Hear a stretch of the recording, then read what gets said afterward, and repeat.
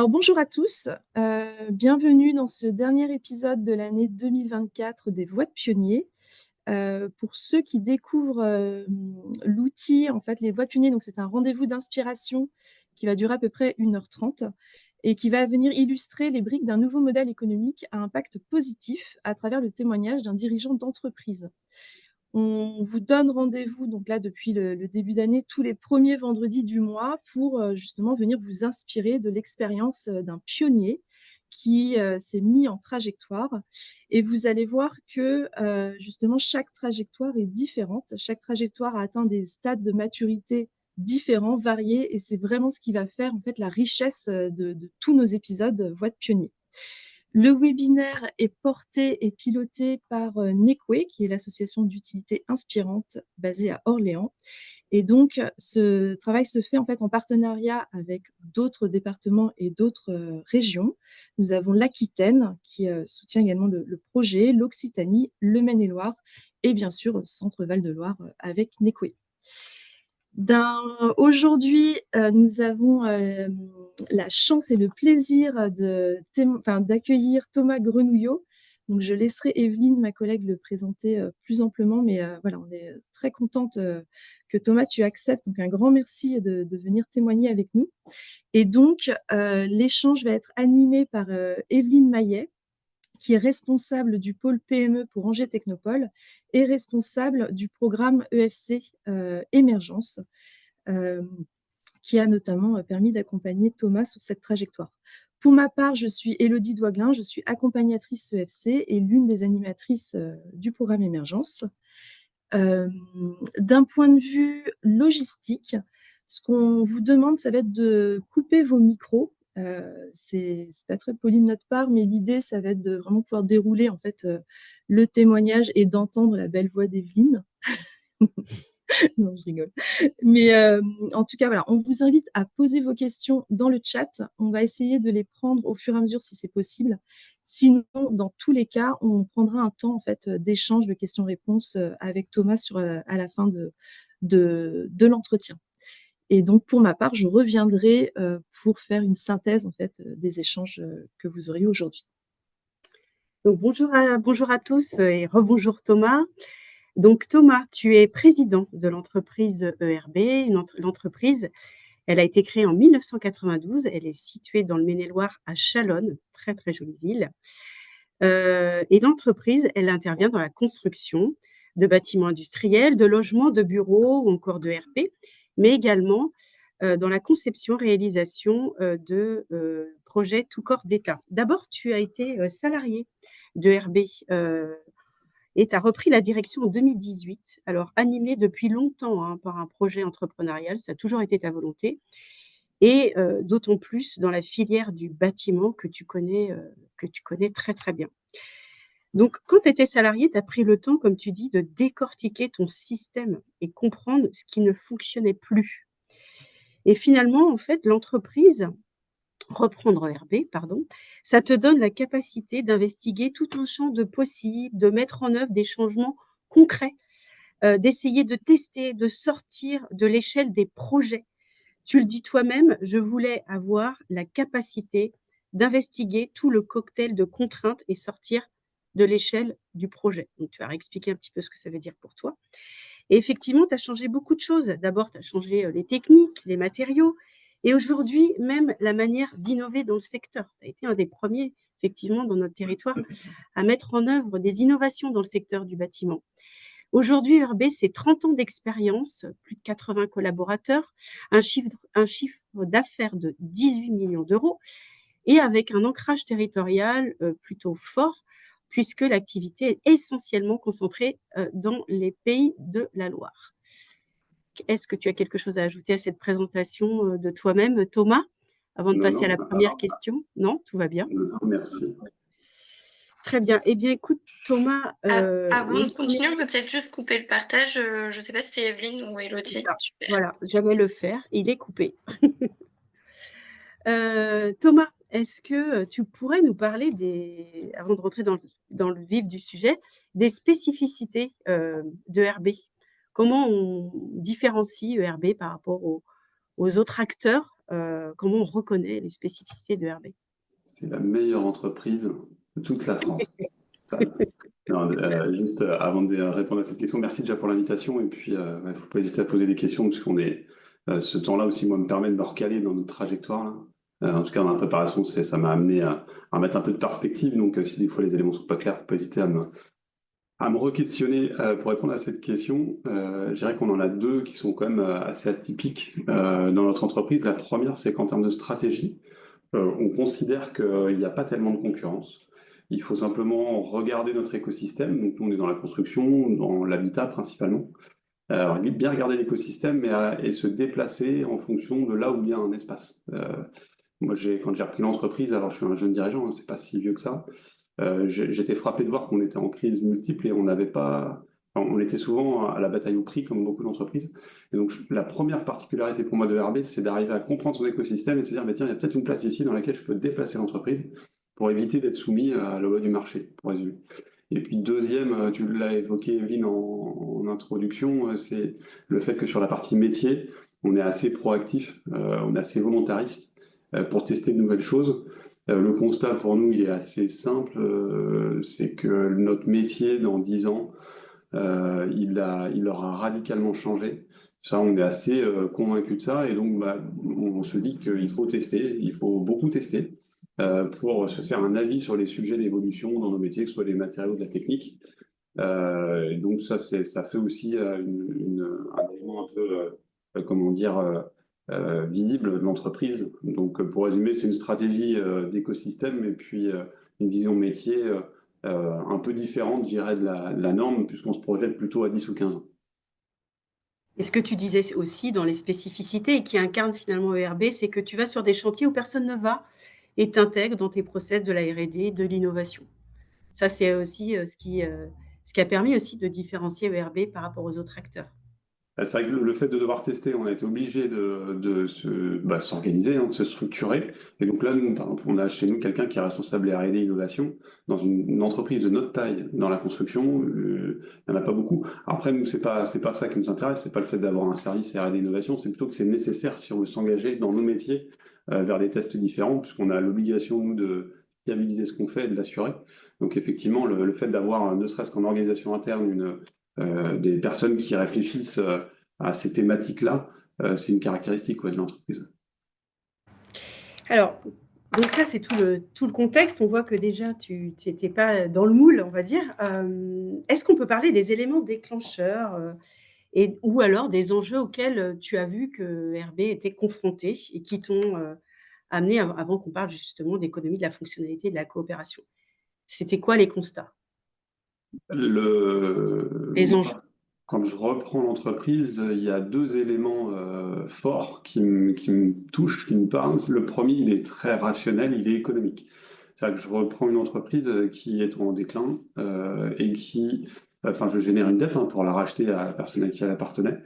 Et alors, mécaniquement, avec les résultats qu'on faisait, on ne pouvait pas payer la dette. Donc, il y avait une logique économique à se dire, ben, il faut trouver plus de revenus, dégager plus de revenus pour répondre en fait à ce besoin de remboursement. Donc, c'est très, très pratico-pratique et c'est assez classique. En tout cas, le fait de devoir rembourser une dette, là, c'était plutôt que j'avais la sensation qu'on pouvait mieux capitaliser sur les forces de l'entreprise. Et donc, je souhaitais comment dire, trouver des réponses en fait à cet enjeu économique. Donc ça, c'est le premier déclencheur. Cette conviction que les choses devaient changer pour cette raison-là.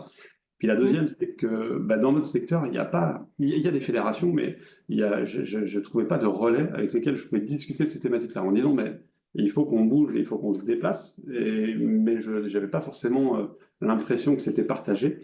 Donc ça a été un deuxième moteur en fait pour se dire, si personne ne le fait et que j'estime moi que c'est nécessaire, sans prétention aucune, hein, je me suis fait confiance en me disant il faut qu'on y aille. Et donc ça a été un peu un double moteur, un double déclencheur. Cette raison économique dans laquelle je suis encore, et puis la raison d'être un peu, d'avoir l'impression qu'il faudra y aller seul. Donc ça nous a permis d'être assez insouciants et de tester pas mal de choses, puisqu'en tout cas, il n'y avait pas personne défriché devant nous. Donc on était de fait un peu pionniers là-dessus. Tu as parlé, quand on a préparé le Voix de pionnier, d'un choc Tu as dit qu'il valait mieux, fallait mieux un choc en silotant le projet pour embarquer toutes les parties prenantes. Qu'est-ce que tu entends par là? Disons que j'ai plutôt appliqué une méthode qui était de dire on embarque tous les curseurs en même temps. C'est-à-dire que Mm, face à cette réalité, ces deux enjeux-là mm, de mouvement qui étaient nécessaires pour l'entreprise, je me suis dit, bah, soit j'y vais comme globalement on va nous expliquer, c'est de dire on y va pas à pas. En soi, c'est pas mauvais, mais dans mon cas à moi, j'estimais que c'était une réponse systémique qu'il fallait apporter. Donc là, j'étais bien loin des considérations, je savais même pas ce qu'était un modèle économique, hein. Mais mm. je me disais, mais si je bouge un curseur sans bouger l'autre à côté, en fait, ça va pas être assez puissant. D'où cet effet un peu de choc qui était en partie choisi et en partie subi. Disons que j'avais conscience à moitié de ce que je faisais, hein, pour être très honnête. Mais Fort de tous ces constats, en fait, et moi, la première fois que j'ai entendu parler de Hervé et de la manière dont tu le plaçais dans le champ de l'innovation, c'était à l'occasion de la maison empreinte dont on a beaucoup parlé dans notre région, qui a été quand même une aventure innovante où tu as mis vraiment en avant le collectif. Tu peux nous en parler de ce premier, en fait, cette première concrétisation, la euh, maison empreinte. bah, c'est un projet pilote, c'est un démonstrateur. On a fait un concept car, l'équivalent. Si on était dans l'automobile, on aurait fait des concept cars. Là, on s'est dit, on va faire un concept car, mais le nôtre, ça va être une maison. Et donc, quand on s'est lancé sur la dynamique de l'innovation, je reprends l'entreprise en 2018. 2019, on se dit, bah, tiens, ce serait bien de faire ce concept car-là. Et 2020, le Covid arrive. J'ai un peu de temps de réflexion parce que l'entreprise s'arrête. Et je me dis, bah, en fait, il faut qu'on réunisse des personnes qui sont sur ma chaîne de valeur et qui ont une vision commune à la mienne, dans le sens où on pense que les choses doivent évoluer, doivent changer. Et donc, ce qu'on a fait, c'est on a acheté un terrain et on a réuni des personnes on pensait être experts de leur domaine, qui apportaient une solution qui était un peu différente. Et on les a amenés à travailler en coopération, mais de façon un peu différente. Quand on prend un projet classique, nous, là, on était donneur d'ordre, on était client. Souvent, le client, il drive des bureaux d'études qui, après, vont chercher des entreprises. Et là, on a mis tout le monde autour de la table en disant, bah, en fait, vous êtes sélectionné pour le projet et on doit atteindre. Donc là, c'était l'objet du projet, parce il est difficile à résumer en peu de temps, parce on a un site internet dédié à ça, où ça explique un peu tout le parcours, mais l'idée, c'était projetons-nous dans 10 ou 15 ans et faisons en fait une maison qui ne ressemble à aucune autre en termes d'usage, en termes de performance environnementale, de performance énergétique. Et donc, bah, on a réuni ces fous furieux un peu autour de nous là. Et puis, on s'est rendu compte que méthodologiquement, on arrivait à faire des percées, des avancées par la coopération qu'on avait installée, que beaucoup nous disaient inimaginables, voire même inassurables. Parce qu'on a fait une maison quand même qui était assurée, ça n'a pas été simple, mais on a réussi à l'assurer. Là où dans notre secteur, on est très certifié, très normé, les organismes certificateurs et les assureurs nous disaient, mais il vous faudra 10 ans en fait, pour aboutir à ça. Et la capacité, enfin, en tout cas la méthode qu'on a employée a permis de façon exploratoire, hein, je dirais même amateur, a permis globalement d'atteindre des avancées intéressantes. Voilà le projet Empreinte, en tout cas dans sa philosophie. Après, il y a le site internet qui détaille un peu les avancées qu'on a pu porter, mais c'est en tout cas ça que moi j'aimerais qu'on retienne de ce projet-là. Je vois qu'il y a une question. On va mettre effectivement dans le chat le lien vers la maison empreinte. Donc, il y a cette première preuve de réussite, puisque c'est vrai qu'il y a eu un bel écho dans notre région sur cette maison empreinte, cette première réussite où tu réussis à faire coopérer des acteurs avec qui tu as envie de bosser et qui sont plutôt innovants. Et puis, il y a aussi des programmes que tu as suivis qui ont peut-être commencé à mettre un peu de méthode, comme tu le disais, dans quelque chose que tu ressentais et qui mettait des mots, mais qui permettait finalement d'avoir plus justement de process. Il y a le programme Servéo qui était autour de l'innovation par les services, le design thinking avec Nekwe.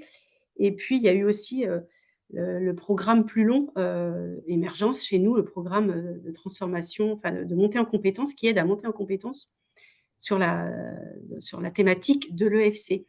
Est-ce que tu peux nous parler de ces programmes et en quoi ça t'a peut-être fait monter en compétences, mûrir, qu'est-ce que ça t'a apporté dans Bah, ta trajectoire? ils ont beaucoup de choses, beaucoup de choses. Alors, je vais essayer de les résumer, mais en tout cas, là, ça a été déterminant dans ce qu'est aujourd'hui ERB, dans ce que porte ERB et dans ce que je porte moi. Ça a été déterminant. La première chose, c'est que ça m'a remis les pieds sur terre sur le fait que même si moi, globalement, mon leitmotiv, c'est de faire des choses. Je trouve il faut faire et apprendre de nos expériences. J'étais convaincu que, enfin, je parle à l'époque, en 2020, 2021, que je pourrais faire un peu, c'est pas ma carrière, mais que l'entreprise pourrait avoir toujours cette façon de faire qui est un peu bousculante, mais dans le bon sens du terme. Et en fait, le fait d'avoir fait les programmes, Servéo en premier et puis Émergence ensuite, m'ont permis de alors, descendre justement les pieds sur terre en disant, mais attention, il faut beaucoup de cap, beaucoup de méthodes si je veux que ça tienne dans la durée.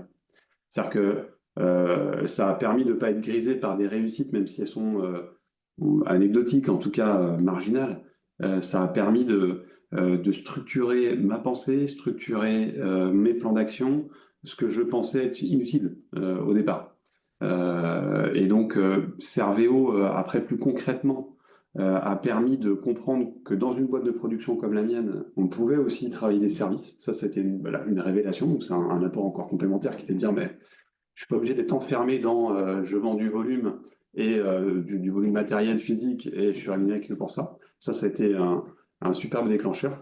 Et puis, Émergence, ça a mis des mots, pour reprendre effectivement les tiens, sur ce que j'estimais possible, en tout cas, quel changement on pouvait opérer. Et ça, c'est un parcours long dans le temps qui m'ont fait passer par des phases plus ou moins évidentes, mais qui ont été salvatrices, puisque au sortir de ça, il y a eu un passage en point de non-retour, en disant, bah, ça y est, on est maintenant sur de bons rails, et ça a permis de tracer la route là, et puis de s'assurer qu'encore une fois, je ne mettais pas non plus l'entreprise en risque. Ce qu'aurait pu être le cas si j'étais pas rentré dans ces programmes. Donc, un grand merci à Angers Technopole et à ces deux programmes-là qui ont été, et vraiment, je le dis vraiment très sincèrement, déterminants dans notre parcours.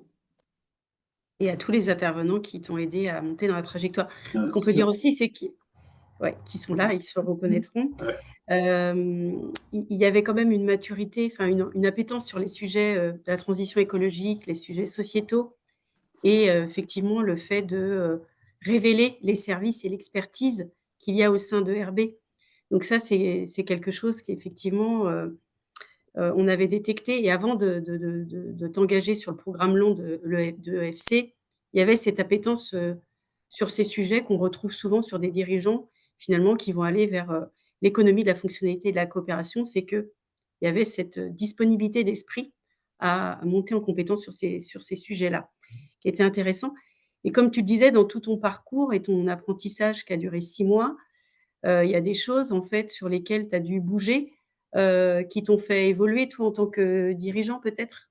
Des choses que tu as appris sur toi-même ou peut-être ralentir Oui, le temps plutôt que un peu dans le fait de faire tout très vite, le fait de se dire qu'il faut poser les choses, est-ce qu'il y a pas des choses comme ça aussi qui ont été révélées pendant le parcours, si, Émergence? si, je vais m'allonger, Evelyne, et puis on va faire une séance de psy. Oui, tout à fait. Donc ça sera 50 € après la consultation. Si, si. Vraiment, enfin, à tous les niveaux, ça a bousculé, mais ça a permis d'ancrer encore un peu plus les choses. Me concernant, oui, j'avais une forme d'urgence. En fait, en ayant pris conscience que je ne l'ai pas tellement évoqué, mais quand je reprends l'entreprise, pour moi, c'est un système économique. Point barre. C'est-à-dire qu'il n'y a pas de sujets environnementaux, il n'y a pas de sujets sociaux. Il y a de l'humain, bien évidemment, dans ma gestion, mais je ne prends pas conscience de ce qu'on appellera plus tard, en tout cas ce qu'on m'enseignera plus tard, des externalités. Et donc, cette urgence, quand elle arrive, elle devient obsessionnelle. Et donc, je veux aller très vite, je veux faire des choses, je veux qu'on réponde concrètement aux enjeux. Et donc, je saute les étapes qui, normalement, sont nécessaires, des étapes que moi, j'appelais à l'époque plutôt scolaires, de poser un cadre, un plan d'action, etc. Donc oui, ça m'a obligé à regarder les choses en face en disant, même si j'ai l'envie que ça aille vite, j'embarque un système, j'embarque des collaborateurs, j'embarque des enjeux aussi qui me dépassent. Et donc, il faut laisser le temps au temps, comme on sait le dire parfois. Et ça a été, ouais, ça m'a Ça m'a pas changé complètement parce que je reste de temps en temps très frustré que les choses n'aillent pas assez vite, mais globalement, ça a évité que comment dire, je m'enferme dans un côté test en permanence. Là, ça a aussi amené l'idée que, bah, ok, on fait un test, mais est-ce qu'on qualitativement, on fait le retour d'expérience? Typiquement, Empreinte, je pensais l'avoir fait et on l'a mal fait. Enfin, je l'ai mal fait. C'est-à-dire que j'avais des idées déjà préconçu, ou en tout cas, je m'étais fait un avis du Rex de ce projet-là, qui n'était pas la réalité du Rex qu'on devait faire. Donc voilà, ça a permis de changer ma posture. Et par contre, je pense que forcément qu'il y a dans cette vision-là aussi des dirigeants. On est tous différents quand on emmène nos structures, parce qu'on prend tous des entreprises à un stade différent. Elles sont dans le service, dans la production, peu importe. Et on a tous notre tempérament. Pour autant, ce que j'ai appris, parce que dans les parcours aussi qu'on a fait, c'était avec des parcours croisés d'autres dirigeants, en fait, on a tous besoin de ça. Certains, ça va aider peut-être à avancer un petit peu plus vite. D'autres, comme moi, ça a plutôt aidé à structurer un peu mieux. Mais c'est vraiment nécessaire parce que ça aide le dirigeant et sa structure à piloter en fait la transformation, qui est quand même pas quelque chose d'évident pour une société, pour une entreprise. Mmh. Ouais, merci pour ces compléments, c'est important. Donc aujourd'hui, ça fait 1 an pour reprendre tes mots, que tu chemines. Quelles sont les premières transformations? Est-ce que tu peux nous parler de ce que tu as commencé à faire? Donc, il y a des enfin, c'est plutôt, enfin, il y a beaucoup de choses que tu souhaites faire, hein, on en parlera tout à l'heure, les perspectives à la fin. Mais là, qu'est-ce que tu as commencé à engranger comme transformation? Bah, alors la C'est le projet. transformation, ouais, nous, elle touche en fait à réinterroger le modèle économique de l'entreprise et de nos projets. Donc, ce que j'ai commencé à faire, c'est distinguer les deux en me disant, bah, sur l'entreprise, j'ai l'habitude de découper en 2 dimensions nos trajectoires. Et il y a ERB, ce qui est ERB en tant qu'entreprise, et donc son modèle économique, qui aujourd'hui ne tient qu'à la production. Enfin, 99% aujourd'hui, c'est des revenus issus de production. C'est de transformer ERB sur un modèle ESC où on va aller vendre du service. Et on a démarré, on a des premières réussites là sur l'année 2024. Donc ça, c'est une première trajectoire de transformation qui part bien du chapeau du modèle économique. Et à l'intérieur de ça, bah, on gradue un peu là, les effets de transformation techniques, technologiques et tout ce qui va autour. Et ça, c'est le premier axe. Le deuxième axe, c'est la dimension donc, projet. Et donc là, on a décidé en fait de créer une spin-off de RB, parce qu'au départ, là, on avait tout réuni dans RB, et en fait, on s'est rendu compte qu'il fallait le mettre en fait en dehors pour changer le modèle de nos projets, donc le modèle économique si on prend un collectif, on fait beaucoup nous, de logements collectifs. Le modèle économique d'un ensemble collectif, admettons de 30 logements, pour donner un exemple, eh bien, pour changer ce modèle-là, c'était pas ERB seul qui pouvait le faire. Il fallait en fait qu'il y ait cette spin-off qui sort de ERB avec cette spin-off, en fait, on l'a appelé le hub territorial. Et ce hub territorial, c'était de réunir en fait les experts nécessaires pour qu'on puisse changer le modèle de nos projets. Donc j'espère bien être compris là-dessus, hein, c'est ERB change son modèle, c'est un fait, ça c'est pour ce qu'elle est en tant qu'entreprise. Et pour les projets qu'on administre, on a créé en fait une entreprise séparée qui a vocation à faire 2 choses. La première, c'est de piloter un laboratoire sur les modèles économiques des projets. Donc c'est de la R&D en fait au projet, hein, parce qu'on avait démarré à faire ERB, on le déplace maintenant dans cette structure-là. Et puis à côté de ça, parce que ça va de pair, une société de projet. C'est une société équivalent aux promoteurs d'aujourd'hui, hein, aux bailleurs d'aujourd'hui, mais qui a vocation à administrer des projets. Là aussi, on reste dans le faire, c'est-à-dire que c'est bien d'avoir de la R&D, des idées de modèles, mais il faut pouvoir les appliquer et les deux se nourrissent. Donc, on a posé en fait par ce hub territorial un cadre de coopération inter-entreprise polymorphe qui a pour vocation d'avoir donc un référentiel pour de l'habitat qui sera performant et durable, ça c'est la boîte de R&D, et puis d'avoir des projets qui permettent aux personnes sur le territoire d'avoir des logements abordables et performants. J'espère avoir résumé clair un peu dans cette... Mais c'est une sorte de laboratoire, c'est un hub, mais qui est composé de qui? Comment ces expertises ont été choisies? Alors que des gens, très bien, c'est important. En fait, Avant de répondre peut-être par qui, je peux peut-être relayer pourquoi ce hub quand même. C'est que Exactement, c'est hyper la, important. la- on s'est rendu compte sur les années passées qu'il fallait, dans mon métier à moi, hein, c'est spécifique à notre secteur, mais il fallait réinventer l'approche Mm. de la construction et du logement. C'est quelque chose d'important et quiconque se lance dans une trajectoire, enfin à mon sens, hein, mais dans une trajectoire de changement de modèle économique, va se rendre compte qu'en fait c'est quelque chose qui peut parfois paraître abyssal, c'est-à-dire que on a des questions sur des questions. Et en fait, au bout du bout, je me suis rendu compte dans mon secteur et dans d'autres que, bah, en fait, il faut changer notre approche du secteur. Donc nous, ce qu'on essaie de faire, c'est, en toute modestie, hein, mais c'est localement de créer une filière d'excellence dans la construction, puisqu'elle n'existe pas. Je reprends l'exemple de l'automobile. Dans l'automobile, il y a la Formule 1. C'est une filière d'excellence. À tort ou à raison, je n'ai pas d'avis sur la Formule 1 elle-même, mais qui permet de redescendre dans l'automobile classique des avancées. Dans l'aviation civile, il y a l'aviation globalement militaire. Dans la construction, il n'y a pas. Donc, on crée par ce hub-là cette réunion en fait, d'acteurs qui veulent passer pour le logement d'une logique de projet à une logique de produit. Différemment, vous êtes tous autour de la visio, vous avez tous fait à un moment donné enfin, une location d'un logement, d'un achat, d'un projet de construction ou de rénovation. En fait, on est plus intéressé à, enfin, les acteurs de la construction sont plus à construire le projet plutôt qu'à réfléchir au produit, c'est-à-dire ce qu'ils vont vous laisser. Et donc, Aux nous, usages, la finalité. exactement. Exactement. Et donc ça, c'est le pourquoi le hub, c'est de répondre à cette logique de projet qui permet globalement de diminuer les coûts, diminuer les délais, augmenter la qualité de ce qu'on traite. Et donc, pour faire ça, on réduit les intermédiaires. C'est-à-dire qu'on a créé ce hub, c'est-à-dire plutôt que d'avoir une chaîne éclatée comme on a quand on fait un projet de construction, on n'a qu'un acteur.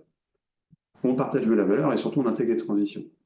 Et donc, les personnes avec lesquelles on les fait, c'est qu'on a choisi en fait ce qu'on nous on a appelé des experts stratégiques pour faire bouger le modèle. On a détecté que dans notre chaîne de valeur, il fallait des composantes comme un ingrédient d'une recette qui permettront à la recette de fonctionner. Donc, on les a choisis sur leurs compétences, parce que si c'est une expertise, c'est bien lié à leurs compétences, mais aussi sur leur socle de valeur. Et ça, il y a un écrémage de fait et sur leur volonté de s'adresser comme nous à une vision différente. Donc ça, Expertise et valeurs partagées. ouais, c'est ça, c'est bien résumé. Mm. Donc voilà comment ce qu'on les a choisis, leurs compétences étaient nécessaires, les valeurs pour coopérer devaient être alignées et une vision commune pour faire une œuvre commune. On est bien aussi sur des projets, des logements performants, abordables, avec des bilans économiques et sociaux, et dans les limites planétaires, hein. Ça, c'est bien l'objet du hub, hein. Oui, ce qu'on apporte en termes de gains. Alors, préciser aussi que là, on a créé la société et on démarre sur le premier projet en 2025. C'est-à-dire qu'aujourd'hui, Juridiquement, c'est une société? C'est une c'est une société? société, oui. Oui, D'accord. on a fait le choix de créer une société. Alors, le statut n'a pas d'importance en elle-même, mais on a fait le choix en fait, pour aussi se concentrer dans l'idée de faire des choses, d'avoir enfin, alors, à tort ou à raison, ça, moi, dans tout ce que je vous dis aujourd'hui, il n'y a pas de vérité aucune, on apprend là tous les jours, mais on considère qu'on doit faire de l'introspection et réinventer le modèle sans demander de l'argent public. C'est un postulat qui est de dire autant on peut être accompagné en tant qu'entreprise pour notre modèle à nous, autant sur les projets, il faut qu'on arrive à se réinventer avec les propres fonds qu'on est prêt à investir. D'où l'idée de faire une société. C'est-à-dire qu'on n'attend pas que quelqu'un nous finance ce projet-là, on doit avoir les moyens de le faire nous-mêmes. Ça oblige de regarder les choses en face et dans chaque structure qui compose ce hub, d'être bon partout, pour résumer. Et donc, les gains, en fait, c'était un peu aussi la question de tout à l'heure, ce qu'on apporte, en fait, c'est que pour les territoires, en créant ce collectif-là, on a une meilleure résilience. Aujourd'hui, on est en crise, hein, je ne sais pas si tout le monde l'a à l'esprit, mais dans notre secteur, c'est vraiment compliqué. Là, en ayant créé ce véhicule-là, on garantit la capacité de continuer à avancer, de faire des projets, en ayant un partage de valeur qui est équitable. Donc ça, je dirais territorialement, ça apporte ça. Le modèle en lui-même, il répond effectivement aux enjeux des limites planétaires. En tout cas, il s'y adresse à qu'on est transparent sur l'écart aux limites planétaires de notre projet. Ça, c'est un concept spécifique, les limites planétaires, je ne rentre pas dans le détail, mais l'idée, c'est de dire que notre modèle doit garantir le fait que la planète reste habitable, si je résume. Et puis, pour les usagers, pour les occupants, effectivement, c'est d'avoir des logements qui sont accessibles et performants. Donc, ça paraît à l'opposé de ce qu'on connaît, parce qu'aujourd'hui, les coûts sont de moins en moins, enfin, c'est de moins en moins accessible, les logements, et c'est parfois de moins en moins performant ou qualitatif. Et nous, on propose l'inverse, donc ça paraît peut-être un peu euh, étonnant, mais pour autant, on a bien construit depuis 4-5 ans la trajectoire, et on a réuni tout un tas d'acteurs aujourd'hui autour de ça, et donc on est dans ce temps-là où on opérationnalise. Peut-être qu'il y a des questions, Colline, à ce stade. Oui, il y a quelques questions. On peut peut-être laisser les participants les poser. Posées, s'ils le souhaitent. On avait Catherine, si tu veux prendre la parole. Catherine Chary.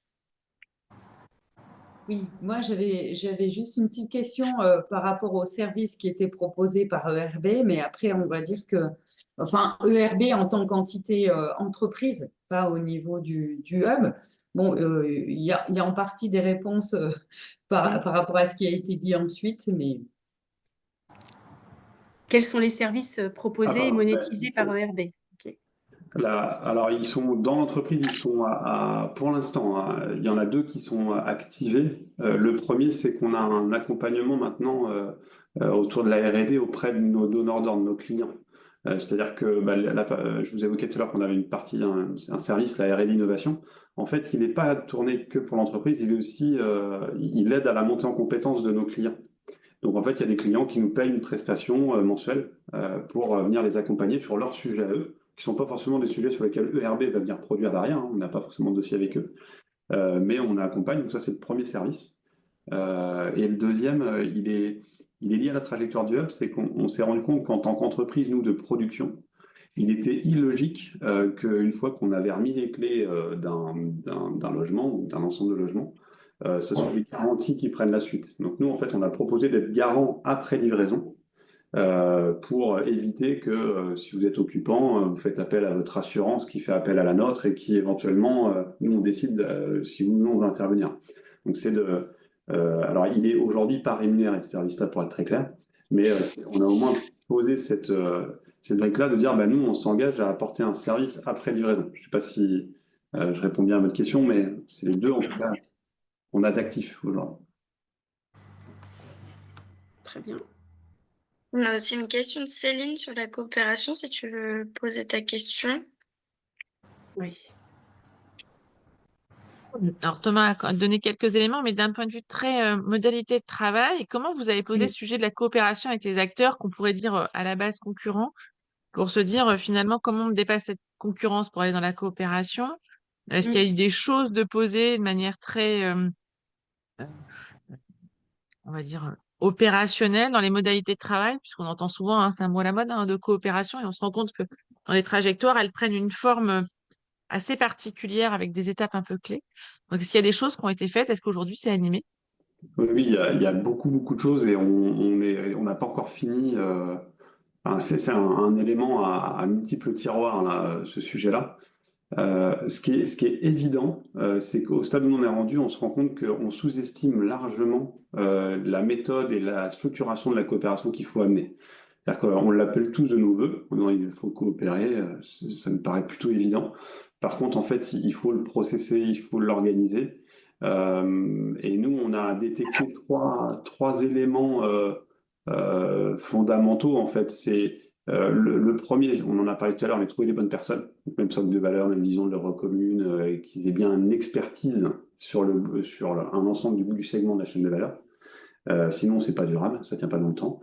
Il faut aussi un assemblier. Alors, nous, c'est un terme qui n'existe pas, mais ou un assembleur. C'est un acteur qui vient, vu d'avion, dire OK, la chaîne, elle s'équilibre. Hein, on pourra débattre après de qui doit être l'assembleur, hein, mais il en faut un. Ça, c'est pour nous une quasi-certitude. Et puis, bah, pour la structuration et la mise de méthode dans la coopération, il faut investiguer des moyens. C'est-à-dire qu'il faut, nous, dans ce qu'on a créé, on a passé 1 an à faire des sessions de travail pour poser collectivement une raison d'être, pour s'aligner sur les modes de gouvernance, pour s'aligner sur les modalités de prise de décision. Donc en fait, ça a pris, beaucoup autour de table étaient frustrés en fait par ça. Moi, ils me connaissaient comme étant assez hyperactif. Et ils ne comprenaient pas pourquoi on a pris autant de temps à ça. Et je leur disais, mais faites pas confiance. Et là, on a finalisé, ça date d'il y a 2 semaines, 2-3 semaines. l'ensemble de ces éléments-là, et tout le monde convenait à dire qu'au départ, ils avaient en fait une vision très micro des éléments qu'on devait travailler ensemble. Et là, le fait d'avoir travaillé ça de façon macro, sur l'angle de la coopération, a permis même de mettre des points, des fois de frottement, qu'on n'aurait même pas imaginé. Vraiment, il faut investiguer du temps là-dessus. Et donc, dans les dimensions que j'évoquais tout à l'heure, moi je dis il y a une dimension de projet, une dimension d'entreprise et il y a une dimension de coopération. Et les trois doivent être travaillés pendant. C'est-à-dire que la coopération, c'est pas embarqué dans la dimension entreprise ou dimension projet. Il faut vraiment que ça soit travaillé, passer du temps. C'est vraiment de l'immatériel nécessaire à investir. Ça, c'est un avis aujourd'hui que je vous donne. Je pense que dans un an, je n'aurai encore l'avis. C'est-à-dire que on tâtonne, mais on se rend compte qu'on a bien fait de ne pas négliger ce pan-là. En fait, beaucoup de coopérations ne marchent pas parce qu'il n'y a pas de méthode, il n'y a pas de cadre, il n'y a pas ces éléments que je vous ai évoqués juste avant. Donc, en fait, aujourd'hui, il y a quelque chose qui est écrit, il y a une charte qui commence à s'écrire concrètement, hein, c'est ça?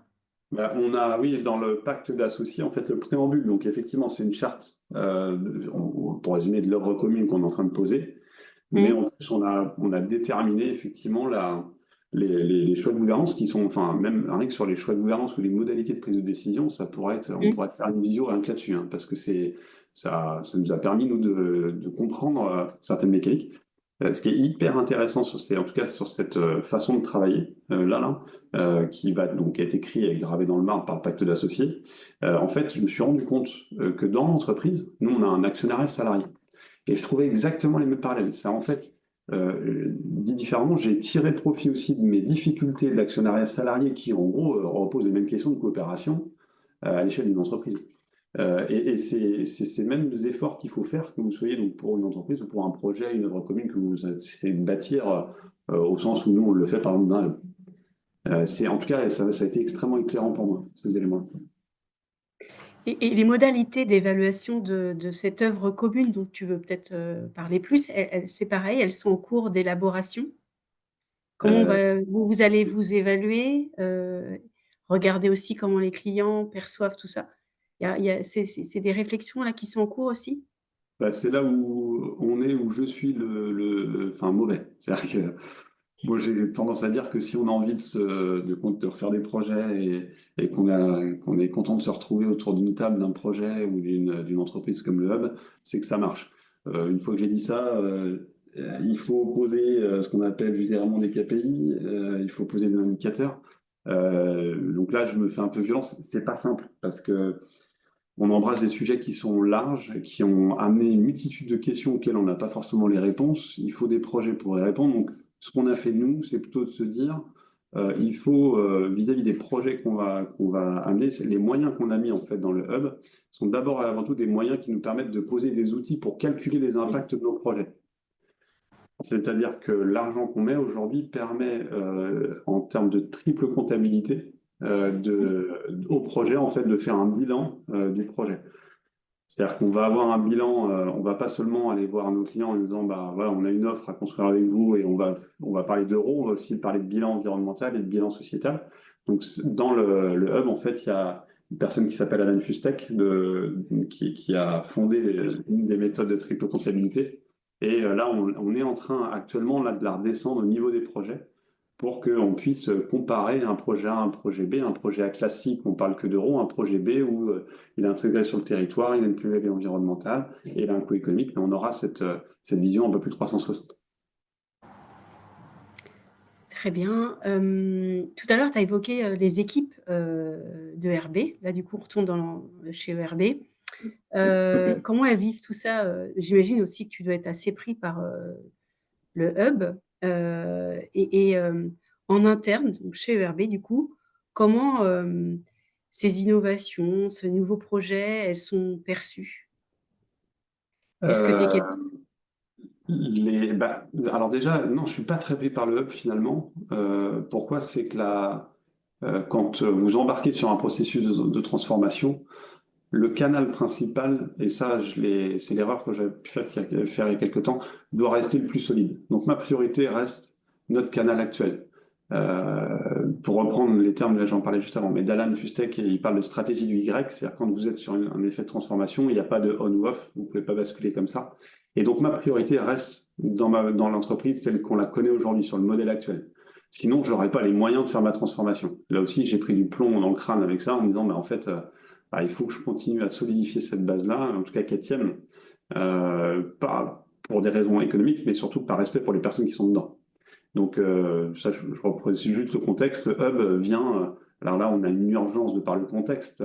C'est pour ça que j'accélère là-dessus, mais on met des ressources dédiées. C'est aussi pour ça qu'on l'a découpé de RB. Pour pas que ça soit, à un moment donné, les équipes, ça soit un virage trop difficile à aborder.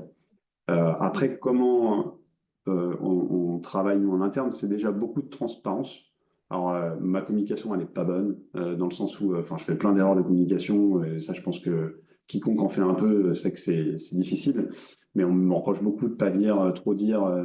Bref, en tout cas, je veux être transparent et sincère dans ce que je fais, et dans aussi les risques que ça a, et ce qui marche et ce qui ne marche pas. C'est la première base. La deuxième base, c'est que ce soit quand même assez ciselé.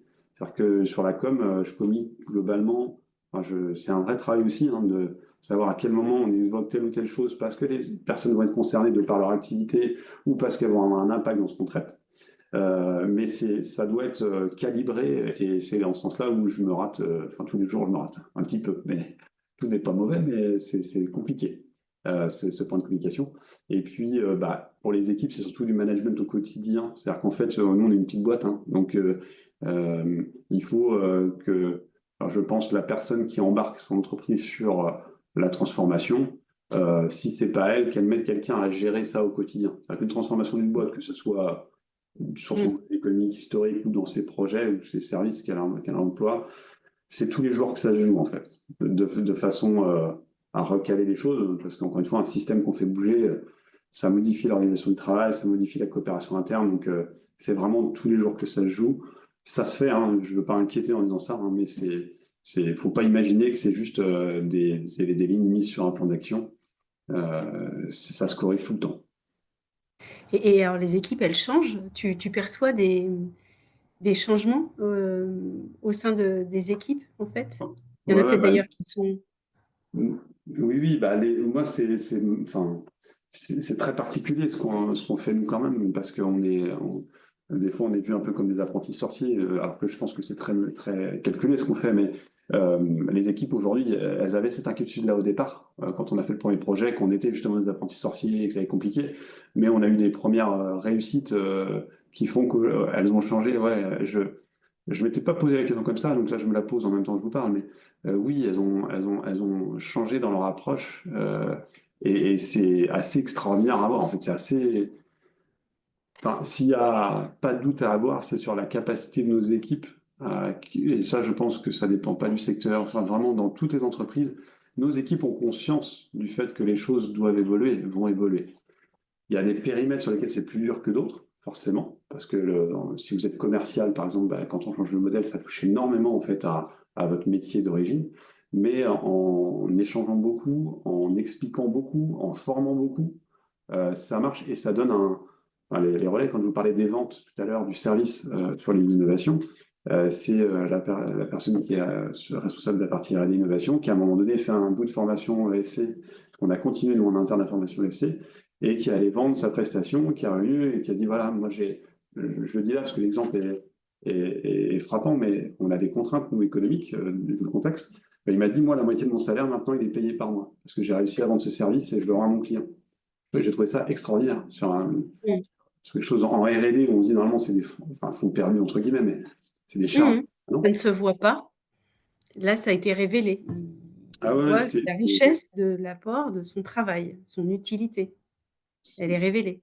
Totalement. Et moi, je trouve des équipes épanouies. Beaucoup nous disent des fois, mais ça va être compliqué parce que ça change beaucoup. Enfin, je veux dire, il y a beaucoup de transformations. Mais en fait, les équipes le subissent pas. Enfin, toi, tu les connais aussi un peu, Émile. C'est pas simple tous les jours. Moi, je vous dis pas que c'est facile, mais par contre, c'est un vrai bonheur de voir que ça, c'est appréhendé par les équipes et surtout, ils vont bien plus loin dans pas mal de choses que ce que j'aurais pu moi-même imaginer. Alors qu'au départ, j'ai l'impression que les équipes étaient plutôt arrêtées sur les sujets de transformation. Non, maintenant, c'est plutôt moi qui dois dire, attendez, on cadre, c'est là où j'ai vraiment changé, il y a quelques années, mais attendez, on va cadrer, on va pouvoir tout faire d'un coup. Mais par contre, c'est passé par beaucoup d'ateliers qui ont été menée au sein de RB, hein. Il y a eu beaucoup d'ateliers pour emmener Ouais. les équipes de travail, de sessions de travail. C'est beaucoup de travail aussi derrière. Oui, bah, du moins accepter, mais ça c'est une thématique que nous on avait appréhendée, qui était le lean management. Alors, notre organisation de travail, on savait qu'elle allait devoir changer, et donc bah, c'était d'acculturer les équipes à dire, mais prenons le temps en gros d'analyser ce qu'on fait, et prenons le temps de nous re-questionner sur notre organisation. Et donc ça, oui, on l'a fait, enfin ça fait oui 3 ans qu'on le fait et ça, on n'est pas rendu du tout à l'optimum, hein, et je pense pas qu'on l'atteindra un jour, mais en tout cas maintenant on sait s'arrêter et on sait se dire bon bah là ça n'a pas marché. Il y a moins d'opposition qu'il y avait avant puisqu'on comprend bien que c'est soit l'organisation qui est pas bonne, soit le contexte qui nous impacte, mais on arrive à mieux disséquer les dysfonctionnements et passer au-delà, et c'est passé oui par les ateliers, par les formations. Oui, l'atelier raison d'être qu'il y a eu aussi avec les parties prenantes et en interne aussi, l'accompagnement aussi qu'il y a avec Chrysalide, enfin le collectif, parce que vous continuez effectivement d'être accompagné dans la trajectoire de l'EFC. Donc c'est vrai on voit que les moyens ont été mis aussi pour accompagner les équipes à ces changements, à cette transition. Ça, les moyens sont mis, ça on le voit. Bah, ça me paraît, mais en fait, il faut le voir, changer son modèle économique, il faut le voir comme enfin, il faut investir. Donc, le seul Mmh, investissement là-dessus, c'est du temps, c'est de l'immatériel, hein, c'est du temps mmh, pour nos équipes. Après, je peux rassurer les dirigeants s'il y en a autour, enfin, dans cette vision-là. En fait, ouais, c'est un investissement, mais vous le récupérez largement, très vite, parce qu'en fait, ça vous enlève des contraintes qu'une société classique a. C'est-à-dire qu'aujourd'hui, bah, ces ateliers ramènent une vie dans l'entreprise, des solutions qu'on n'aurait pas eues avant. Et donc, moi, je l'ai fait pourtant dans des temps qui étaient compliqués, mmh. mais ça passe, c'est pas des coûts déraisonnables. On est plutôt bien accompagné par les régions en termes de subventions. C'est là où je dis que la République est, pour moi, est intéressant pour venir nous aider à soulager un peu cet effort de transformation. Et ça, moi, je peux me rendre disponible pour des dirigeants qui seraient intéressés ou qui se questionneraient là-dessus pour sauter le pas. Euh, Moi, c'est plus simple aujourd'hui puisque le pas a été sauté. Et on voit ce qui a globalement fonctionné, pas fonctionné. Mais je me suis retrouvé un moment à me dire j'y vais ou j'y vais pas. Parce que ça reste un pari pour l'avenir. Mais si on prend la chose dans l'autre sens, et on l'a dit un peu au départ, on sait qu'on va devoir changer de modèle. Donc autant ne pas trop tarder à démarrer, à cranter. Et les moyens restent je pense, limité pour pas mal d'entreprises au regard de tous les autres enjeux qui sont devant nous si on ne bouge pas. Mmh. Et qu'est-ce que tu as appris en fait? Si tu pouvais résumer les apprentissages, là, c'est vrai que c'est tout récent, hein, cette entrée dans la trajectoire EFC, même si effectivement on a bien compris qu'avant c'est des choses il y avait un terreau fertile à tout ça. Donc ça fait quelques années quand même, mais là, à proprement parler, la trajectoire EFC, elle est plutôt récente. C'est quoi les apprentissages? Qu'est-ce que tu peux nous dire là-dessus? Quels C'est- conseils en fait? Je ne sais pas si on peut dire des conseils ouais, aussi. alors ça, je me garderai bien de donner quelconque Je conseil sais, parce que ouais, c'est vrai que c'est pas ton style. bah, non, mais c'est surtout que Alors tes apprentissages, on va dire, qu'est-ce que tu as non, mon apprentissage, c'est que bah, il faut s'entourer. Il faut s'entourer. Là, on parlait de formation et autres, mais ça passe bien par des personnes, et vous êtes beaucoup autour de cette visio-là, là, qui sont déterminantes dans notre réinterrogation de modèle. C'est pas tout de vouloir changer le modèle, il faut savoir vers où on va, et pour poser une vision claire et structurée.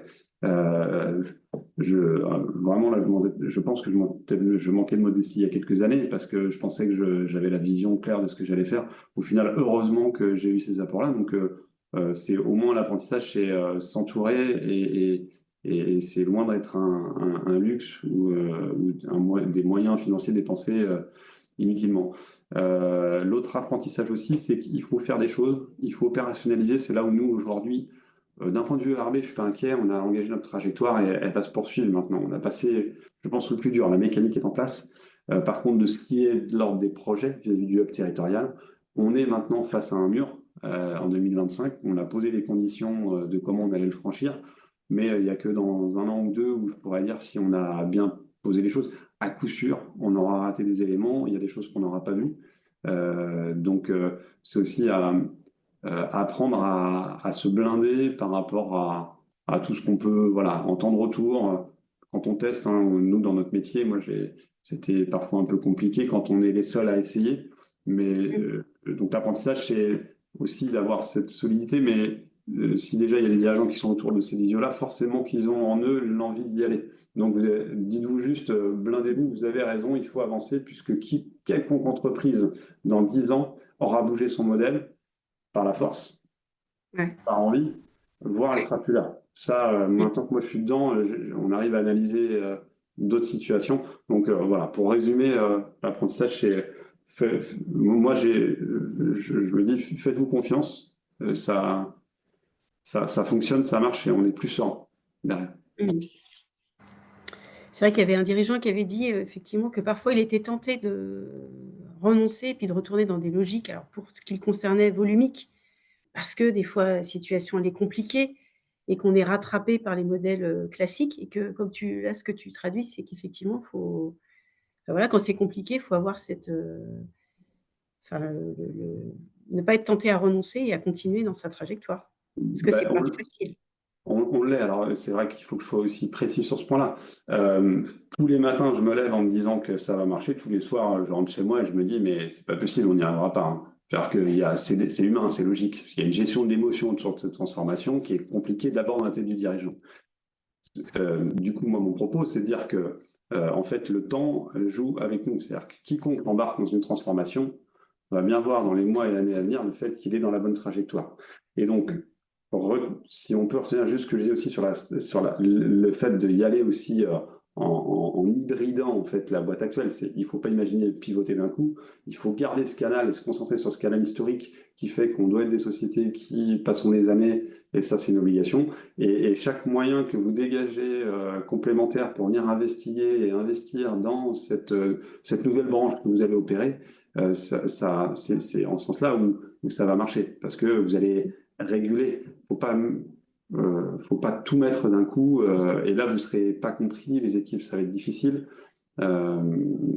C'est une question d'opportunité, c'est-à-dire qu'en fait moi j'ai observé qu'en ayant posé un cadre depuis 2 ans, quand le contexte nous s'est effondré, j'avais dans mon sac à dos la possibilité de répondre à mes équipes en disant, mais regardez, on va lancer le hub territorial parce que regardez, on l'a pensé, on l'a imaginé, on a réuni les gens, et donc c'est en ce sens-là où il faut être blindé, c'est-à-dire que il faut se faire confiance dans la théorie que vous aurez posée. Et le moment venu, il y aura un espace. À coup sûr, dans les années à venir, il y en aura beaucoup des espaces pour être accompagné dans des changements plus importants. On va peut-être prendre aussi des questions s'il y en a. Colline? Oui, il y en a quelques-unes. Il y en a une de Sabine, si vous voulez poser votre question.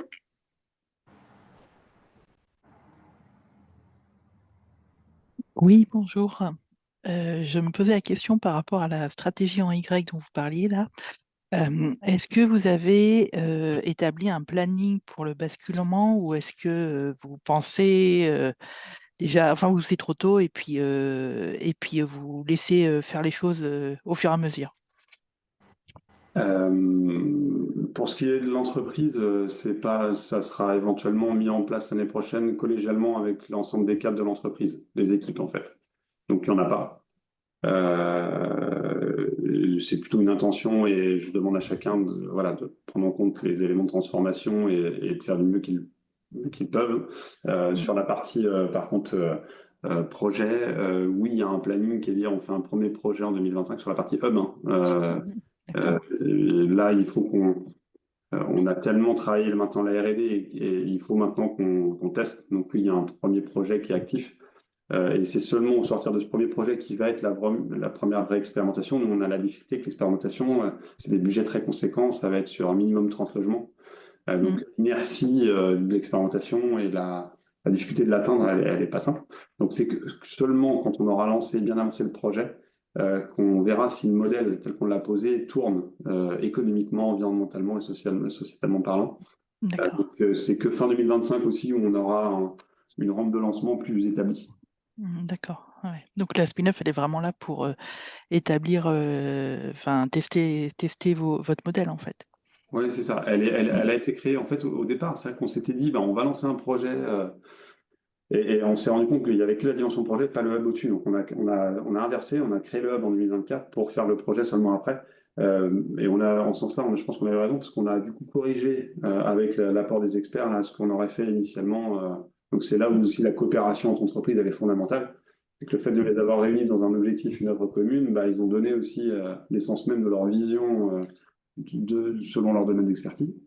Et effectivement, bah, il faut faire tourner un premier modèle. C'est-à-dire qu'il ne faut pas, faut pas imaginer que le premier prototype qu'on fait, on puisse s'appuyer dessus. Il faut au contraire, comme on disait tout à l'heure, reséquencer, réanalyser et modifier. Peut-être qu'on fera 4, 5, je ne sais pas, hein, mais prototypes avant de se dire, OK, là, on a le modèle qui tourne et on peut vraiment imaginer le massifier. D'accord. Je précise une chose sur la massification, nous, il n'y a pas de logique volumique là-dessus, elle est que locale et territoriale. On n'a pas volonté d'aller en faire ailleurs en France, donc on transmettra en fait. L'idée, c'est d'être plutôt en open data sur la philosophie dont on a porté la chose et chacun pourra se l'appréhender en fait dans les territoires autres que le nôtre. D'accord. Merci. On peut peut-être prendre aussi la question de Gabriel si vous voulez poser votre question. Oui, merci, bonjour. Je me posais la question en fait de ce que ce changement en interne produisait vis-à-vis de vos commanditaires. Je suppose que vous en avez. Est-ce que du coup, cette transformation culturelle est dans la production, vous arrivez à les embarquer là-dedans en fait, ou ça crée des réticences, ou en fait c'est transparent? Quand vous dites commanditaire, je suppose que c'est mes clients, c'est mes maîtres d'ouvrage. Oui, c'est ça, bien sûr, Ouais. oui. Collectivité, etc., je suppose. Alors, c'est à géométrie variable, dans le sens où bah, c'est comme dans un panel, quel que soit le sujet. J'ai aujourd'hui enfin, on ne bosse plus avec certaines entreprises qui sont complètement éloignées et en gros sont en opposition avec ce qu'on essaie de défendre. Il y a une petite partie. Il y a une petite partie aussi qui est extrêmement convaincue et qui va nous aider dans l'entreprise de R&D que je vous évoquais là qu'on a lancée. Ben, en fait, il y a une sorte de cotisation et les entreprises pourront être adhérents et on a déjà des donneurs d'ordre qui nous ont dit qu'ils voulaient être adhérents. Ils trouvaient le projet hyper intéressant et pour eux-mêmes, mais d'une manière générale. Donc, ils vont adhérer et ça, c'est aussi une petite partie des acteurs qui sont vraiment à nos côtés. C'est hyper intéressant.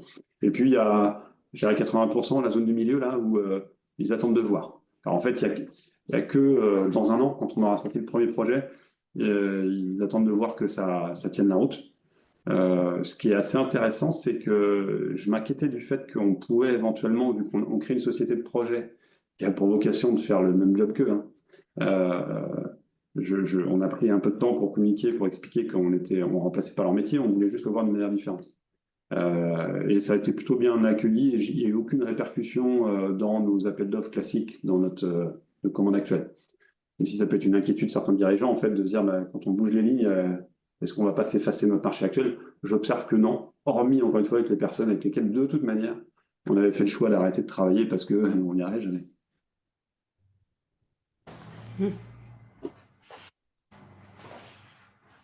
Merci.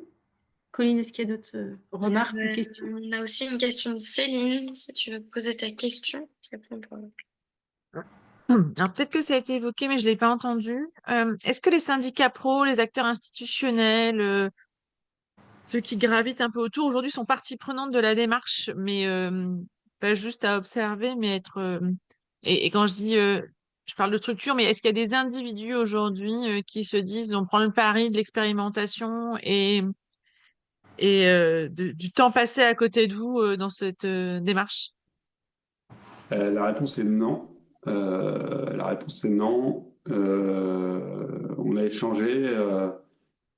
En fait, ce qu'on traite n'est pas, là, c'est peut-être spécifique à notre métier, mais c'est anticulturel par rapport à notre secteur d'activité. Donc, globalement, y a pas, ils lèvent pas les bras en disant youpi, au moins ils testent. C'est plutôt l'inverse. Après, on s'entend bien, hein, je les aime bien, mais voilà, quand je parlais d'introspection tout à l'heure, c'est un message qui passe pas ou peu dans nos organisations professionnelles. J'arrête là pour pas avoir un débat inutile, mais voilà, non, il n'y a pas d'accompagnement. Quand on avait discuté, tu avais parlé aussi que de l'enjeu du hub, finalement, c'était de faire entrer les collectivités un peu plus dans le jeu, en fait, enfin dans le projet.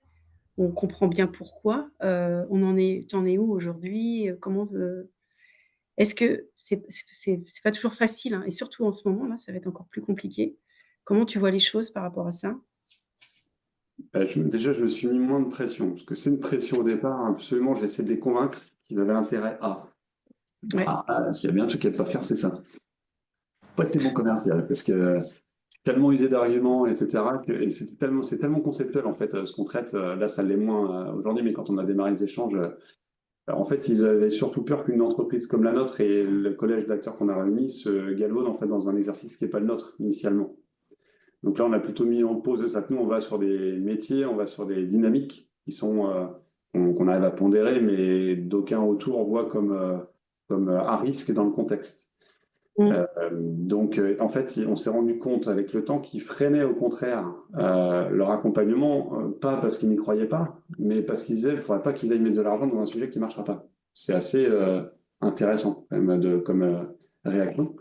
Et donc, aujourd'hui, ils accompagnent en off, c'est-à-dire qu'ils nous aident en fait à faire avancer la démarche. Je pense qu'eux aussi attendent de voir qu'on fasse voilà, un premier le premier prototype. Euh, Déjà, c'est bien, ils nous permettent l'accès à ça, hein, parce que nous, on n'est pas, on fait pas un produit, une tasse ou un ordinateur, ou à la limite, on peut le faire pour nous-mêmes. Là, on est obligé d'avoir la confiance d'une collectivité. Donc, déjà, ils nous aident là-dessus. Après, de là à ce qui vienne dans la dynamique, ce qui est pour nous intéressant, on a beaucoup de schémas autour de notre dynamique. Aujourd'hui, il faut, je pense, qu'il y ait au moins 1 ou 2 années qui passent. Mais à coup sûr, ils viendront, puisque dans les acteurs, les donneurs d'ordre dont on parlait tout à l'heure qui nous accompagnent, Mmh. la majeure partie, c'est des bailleurs. Forcément, ils voient comme nous une logique à long terme. Et donc, ils sont extrêmement intéressés et convaincus par les données qu'on leur a envoyées. Et donc, Mmh. indirectement, c'est la collectivité. Quand il y a un bailleur social qui rentre, qui finance la R&D, qui veut nous acheter des projets, bah, c'est le bras armé de la collectivité. Donc, ça vient petit à petit. Il n'y a pas de... Donc c'est les dates. Pardon. Non, non, mais j'en avais... C'est parce non, pardon, excuse-moi. On avait parlé, je rebondis sur ce que tu disais, c'est que tu disais que l'objectif du hub, à un moment donné, c'était aussi de donner des datas, un référentiel. Donc tout ça nourrira aussi la réflexion et permettra de les rassurer, puisque j'ai vu un commentaire, l'inconnu fait peur, effectivement. Donc là, avec ça, fort de ces données-là, ça permettra peut-être aussi de faciliter le fait qu'ils rentrent quand il y aura toutes ces données qui seront capitalisées, enfin collectées par le hub. Et puis, ouais, tu as raison, il y a, lié à ces données, il y a aussi le fait que nous, on valorise aujourd'hui l'intégration d'un projet.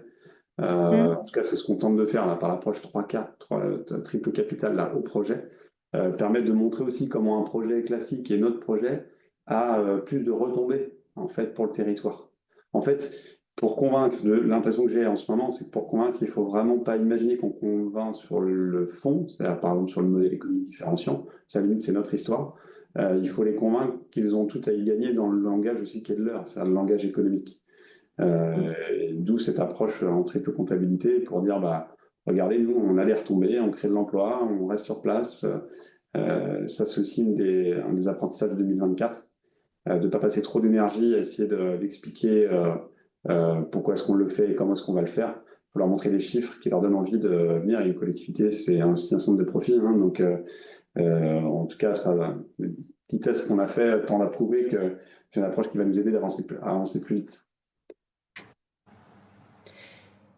Avant de passer à la synthèse, est-ce qu'on a le temps pour une dernière question selon toi, Colline, qui est une question qui mérite notre Il n'y a attention? pas d'autres questions rajoutées. Je pense qu'on peut passer à la synthèse pour tenir le timing de 10 heures. Oui, c'est ça, tout à fait. Donc, on passe le micro à Ouais. Élodie.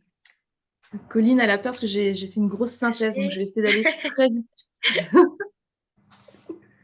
Il y a eu beaucoup de choses très intéressantes qui ont été dites. J'espère que je vais pouvoir bien synthétiser les choses. Alors, ça va être sur la slide suivante. Voilà. Est-ce que tout le monde voit le PowerPoint? OK.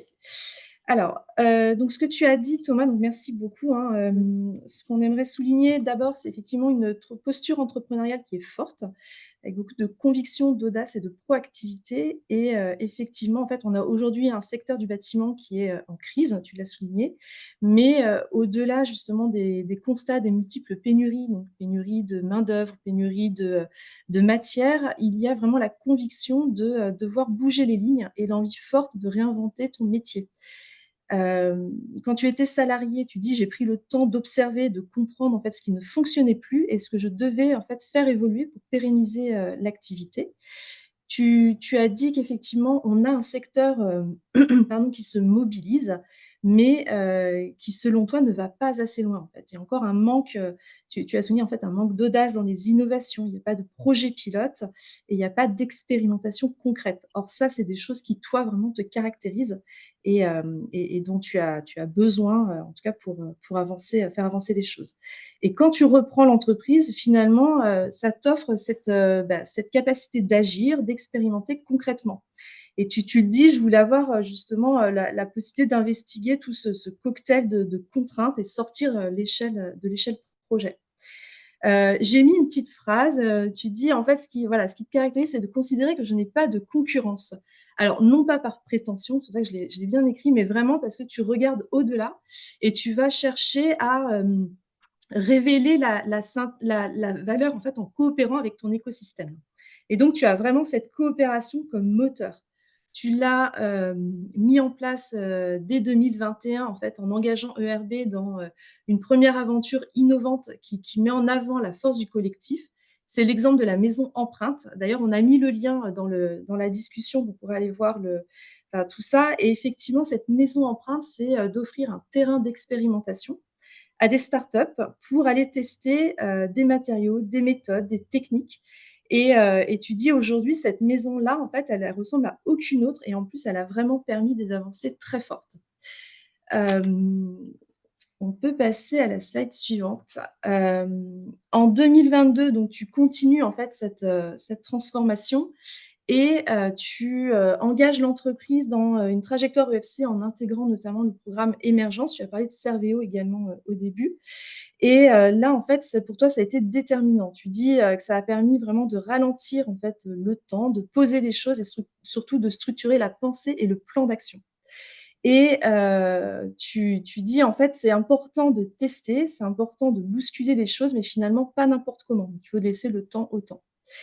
Dans cette trajectoire, la première chose, donc tu disais, hein, il y a deux trajectoires en parallèle. Il y a d'abord la nécessité, en tout cas le fait de transformer ERB avec les lunettes EFC. Donc là, on n'est plus sur le modèle économique EFC de l'entreprise, pardon. Et concernant le deuxième projet, on a parlé du hub. Tu pars du constat, puisque il n'y a pas de filière d'excellence pour le secteur, on va créer notre propre filière d'excellence.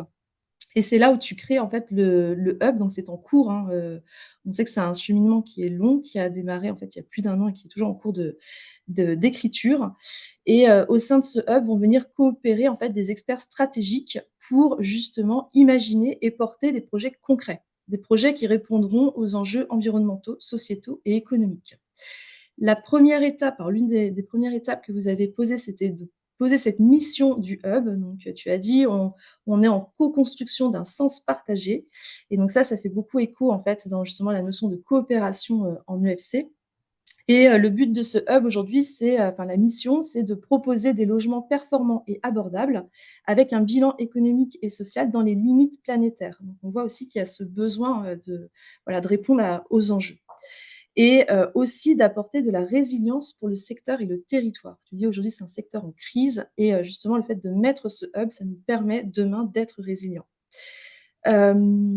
Aujourd'hui, ERB, vous avez plus un rôle en fait d'assembleur et de catalyseur, c'est-à-dire que vous impulsez les choses, mais demain, l'objectif, c'est bien en fait d'avoir une responsabilité collective et un partage de la valeur créée avec l'ensemble en fait des participants au hub, mais aussi au territoire. C'est ce que tu as abordé en fait sur la fin. Le fonctionnement de cette coopération, donc ça vient d'une question, c'est en cours d'apprentissage et c'est intéressant de le dire, important de le dire.